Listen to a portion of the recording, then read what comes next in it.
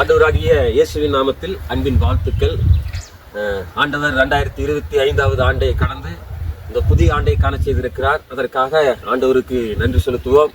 உங்களையும் இயேசுவின் நாமத்தினாலே வாழ்த்துகிறேன். இந்த ஆண்டினுடைய வாக்குத்தத்த வார்த்தையாக நாம் சிந்திக்க போகிற வசனம் யோவான் 1வது அதிகாரம் 50வது வசனம். இதிலும் பெரிதானவைகளை காண்பாய் என்று சொல்லி ஆண்டவர் நாத்தான்வேலிடத்திலே வாக்கு கொடுக்கிறார். அந்த வாக்குத்தத்த வார்த்தையைத்தான் இன்றைக்கு நாம் சிந்திக்க போகிறோம்.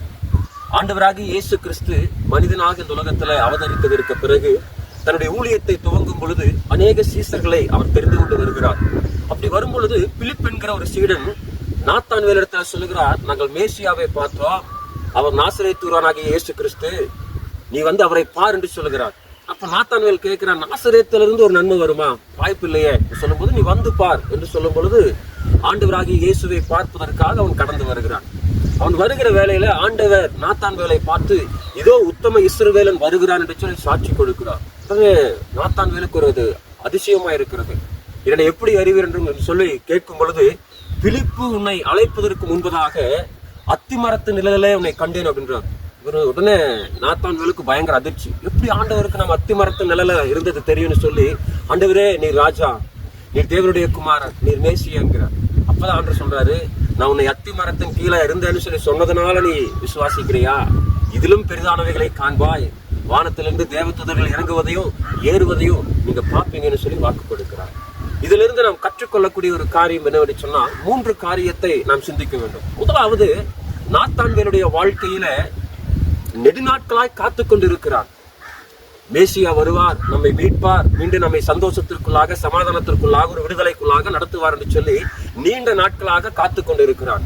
அந்த காத்து கொண்டிருக்கிற அந்த காத்திருப்பை இயேசு கிறிஸ்து இடத்துல பூர்த்தி செய்துகிறார். உன்னுடைய காத்திருப்பு எனக்காகத்தான், உன்னுடைய காத்திருப்பை இன்னைக்கு நான் என்ன செய்கிறேன், நிறைவாக்குகிறேன் என்று சொல்லி நெடுநாளாய் காத்திருந்த அவருடைய இருதயத்துல ஒரு சந்தோஷத்தை கொடுக்கிறார். முதல் காரியமாக, உங்க வாழ்க்கையில இத்தனை ஆண்டு காலமாக நீங்கள் எந்த காரியத்திற்காய் செபித்துக் கொண்டிருக்கிறீர்களோ, ஒருவேளை உங்களுடைய பிள்ளைகள் சீர்கெட்ட ஒரு பிள்ளைகளா இருக்கிறார்கள், அவங்க ஒழுங்குபட வேண்டும் என்பதற்காக நீண்ட நாட்களாய் நீங்க ஜெபித்துக் கொண்டிருக்கலாம். அல்லது பிள்ளைகளுக்கு திருமண வாழ்க்கைன்னு அமையலையேன்னு சொல்லி ஜெபித்துக் கொண்டிருக்கலாம். அல்லது திருமணமான பிள்ளைகளுக்கு இன்னும் கர்ப்பத்தின் கனி கிடைக்கவில்லை என்று சொல்லி நீண்ட நாட்களாய் ஜெபித்துக் கொண்டிருக்கலாம். சரியான ஒரு வேலை அமையவில்லையே என்று சொல்லி ஜெபித்துக் கொண்டிருக்கலாம். நீங்கள் எதற்காகலாம் காத்து கொண்டிருக்கிறீர்களோ, ஆண்டவராகி இயேசு கிறிஸ்து இந்த ஆண்டுல உங்களுடைய வாழ்க்கையில அந்த காரியத்தை நிறைவாக்க போகிறார்.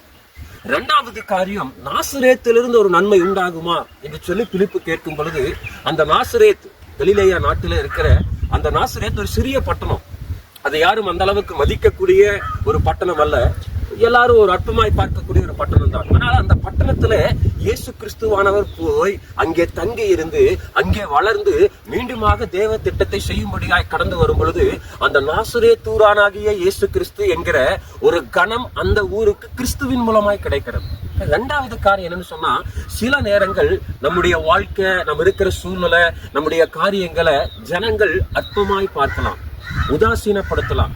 நம்ம ரொம்ப ஒரு ஒதுக்கப்பட்டவர்களாக, தள்ளப்பட்டவர்களாக சில வேளைகளில் நம்ம காணப்படலாம். ஒருவேளை நம்முடைய பிறப்புல இருந்தே நம்ம அப்படி இருக்கலாம். இல்லது இடைப்பட்ட நாட்களில ஒரு காலத்துல நம்ம நல்லா இருந்திருப்போம், திடீர்னு சில சூழ்நிலைகள் நிமித்தமாக, சில காரணங்கள் நிமித்தமாக நம்ம தள்ளப்பட்டிருப்போம், அற்பமா எண்ணப்பட்டிருப்போம், மக்களால நிராகரிக்கப்பட்டிருப்போம். ஆனால் இந்த புதிய ஆண்டில நிராகரிக்கப்பட்டிருக்கிற உங்களை கர்த்தர் உயர்த்த போகிறார், ஆசீர்வதிக்க போகிறார், ஒரு கனத்தை கொடுக்க போகிறார், ஒரு மகிமையை கொடுக்க போகிறார், ஒரு கீர்த்தி, புகழ்ச்சி எல்லாவற்றையும் ஆண்டவர் இந்த ஆண்டுல உங்களுக்கு கொடுத்து அற்பமான உங்களுடைய வாழ்க்கையை ஒரு அதிசயமான ஒரு வாழ்க்கையாக கர்த்தர் மாற்ற போகிறார். 3வது ஒரு காரியமாக, இதோ உத்தம இஸ்ரவேலன் சொல்லி ஆண்டவர் சாட்சி கொடுக்கிறார். ஏன்னா நாத்தான்வேலுடைய வாழ்க்கையில ஒரு உண்மை இருந்தது, யதார்த்தம் இருந்தது, மனதிற்குள்ளாய் இருந்த யாவையும் ஒரு திறந்த மனதோட கூட சொன்னான். அதனுடைய நண்பன் பிலிப்பு கூப்பிடும் பொழுது, நாசரேத்திலிருந்து இயேசு கிறிஸ்து வந்திருக்கிறான்னு, நாசரேத்தா இல்லையே, பெத்லகேமில் தானே கிறிஸ்து பிறப்பார்னு சொல்லி வசனம் சொல்லுகிறது. ஏன்னா நியாயப்பிரமாணம், தீர்க்கதரிசிகள், மோசேயினால சொல்லப்பட்டவர் சொல்லி ஒரு அடையாளப்படுத்துகிறார். இல்லையா, நாசரேத்தில் அதுக்கு வாய்ப்பு கிடையாதுன்னு சொல்லி தன் மனதில் இருக்கிறத வெளிப்படையாய் பேசுகிறார், உண்மையுள்ள ஒரு மனுஷனாக. அப்ப உண்மை என்று சொல்லும் பொழுது என்னுடைய சிந்தையும் என்னுடைய வார்த்தையும் என்னுடைய செயலும் ஒரே நேர்கோட்டில இருப்பதற்கு பேருதான் உண்மை. அப்ப அந்த நாத்தான்வேல் இடத்துல அப்படிப்பட்ட ஒரு உண்மை இருந்தது. ஆண்டவர் சாட்சி கொடுக்கிறார். நிறைய 12 சீடர்கள் இருந்தாலும் நாத்தான் வேலை குறித்து மட்டும்தான் ஆண்டவர் சொல்லுகிறார், இதோ உத்தம இஸ்ரவேலன். ஆண்டவர் சாட்சி கொடுக்கிறார். அப்ப அவனுடைய உண்மைக்கு ஒரு உயர்வு கிடைக்கிறது, ஒரு நற்சாட்சி ஆண்டவரால கிடைக்கிறது. மனுஷரால் புகழப்படுகிறவன் உத்தமன் அல்ல, கர்த்தரால் புகழப்படுகிறவனே உத்தமன் அப்படின்னு சொல்லி திருவசனம் சொல்லுகிறது. அப்ப ஆண்டவர் அங்கே புகழுகிறார் நாத்தான் வேலை. ஒருவேளை இன்றைக்கு இதை கேட்டுக்கொண்டிருக்கிற நம்முடைய வாழ்க்கையில கூட நிறைய யோசிப்போம், ஐயோ நான் இத்தனை வருஷமா உண்மையா இருக்கிறேன், என் வேலையில உண்மையா இருக்கிறேன், என் ஊழியத்துல உண்மையா இருக்கிறேன், என் படிப்புல உண்மையா இருக்கிறேன், என் குடும்பத்துல உண்மையா இருக்கிறேன், ஆனா எனக்கு ஒரு உயர்வு கிடைக்கல, எனக்கு ஒரு ஆசீர்வாதம் இல்ல, எனக்கு ஒரு மேன்மை இல்லைன்னு சொல்லி நிறைய நேரம் நம்ம கலங்கி கொண்டு இருக்கலாம். இந்த ஆண்டுல உங்களுடைய உண்மைக்கு தக்க ஒரு உயர்வை ஆண்டவர் தரப்போகிறார். நீங்க எந்த அளவுக்கு உண்மையா இருந்தீங்களோ அந்த இடத்துல எல்லாம் கர்த்தர் உங்களுக்குரிய ஒரு உயர்வை ஆசீர்வாதத்தை தந்து தேவன் உங்களை இந்த புது வருடத்துல ஒரு பெரிய ஆசீர்வாதத்துக்குள்ளாக தேவனே புகழுகிற அளவுக்கு ஒரு நற்சாட்சியும் ஒரு வாழ்க்கையை அந்த ஆண்டுல கர்த்தர் தரப்போகிறார்.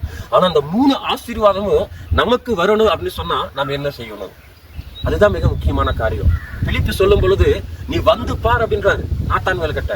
நாத்தான்வேல் விசுவாசத்தோடு கூட இயேசுவை பார்க்க வந்தார்.